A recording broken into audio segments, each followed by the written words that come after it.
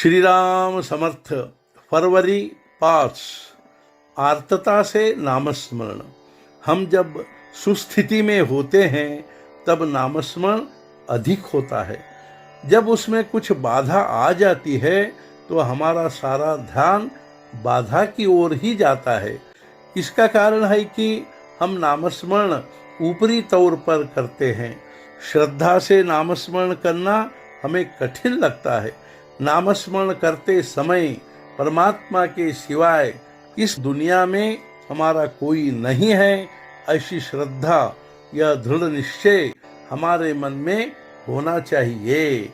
यदि ऐसी स्थिति होगी तो प्रकृति में कोई विघ्न आने पर भी नामस्मरण अखंड रहेगा। जब द्रौपदी को यह भान हुआ कि सिवाय भगवान के कोई त्राता नहीं है, तब उसने भगवान को रक्षा के लिए आर्त भाव से पुकारा। तब भगवान उसकी रक्षा के लिए शीघ्र ही दौड़ आए। इस प्रकार हमारा नामस्मरण भी सच्ची लगन से होना चाहिए।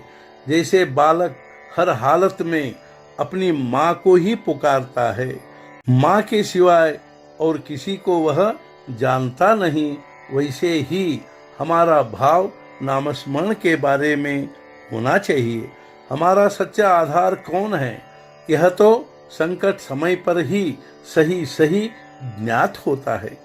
नामस्मरण करने की सीढ़ियां यों कही जा सकती है। पहली, सुस्थिति में ऊपरी तौर पर किया हुआ नामस्मरण। दूसरी, सिवाय परमात्मा के अपने जीवन में कोई त्राता नहीं है, यह जानकर संकट समय पर किया हुआ नामस्मरण। और तीसरी, यही भान दृढ़ होकर भविष्य में अखंड किया जाने वाला नामस्मरण। इन तीनों में से ऊपरी तौर पर या दिखावटी नामस्मरण करने वाला कहता है, हमारे जीवन में संकट नहीं आने चाहिए। साधु संत तो कहते हैं, हे भगवान, हमारे जीवन में संकट आने दो, क्योंकि तभी हमें आपका सच्चा स्मरण होगा। हमें अपने अस्तित्व का भान जितनी दृढ़ता से होता है, उतना ही भान भगवान के अस्तित्व के बारे में होना चाहिए। भगवान सर्वत्र है, यह भावना हमारे मन में कभी जरूर जागृत होती है, किंतु वह भावना दृढ़ स्थायी न होने के कारण तदनुसार हमारा आचरण नहीं होता। यदि हमारी भगवान के अस्तित्व की भावना वृत्ति दृढ़ हो गई तो तदनुसार हमारा आचरण होगा। यदि भगवान ही सभी बातों का कर्ता धर्ता है, यह भावना दृढ़ होगी तो हम हर बात उसे नहीं कहते रहेंगे।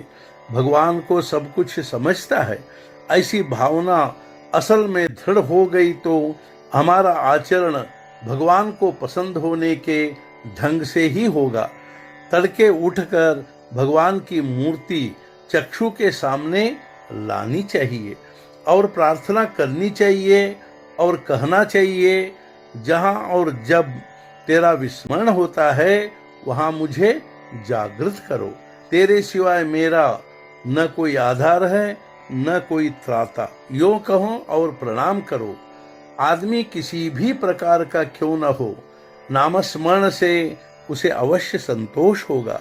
जो भगवान का हो जाता है वह जीने से या जीवन से कभी उकताता नहीं। विषय सुख का आनंद शराब पीने पर जो आनंद होता है वैसा ही होता है। नशा उतरने पर शराबी अधिक दुखी होता है। मैं भगवान का ही हूँ भावना से जो जीवन व्यतीत करेगा वही जीवन का सच्चा आनंद अनुभव कर पाएगा, जीवन में सच्चा सुख भोग सकेगा। आज का मुख्य विचार, भोग और दुख में समय बर्बाद न करते हुए भगवान की ओर ध्यान देना चाहिए। सद्गुरुनाथ महाराज की जय। जय जय रघुवीर समर्थ।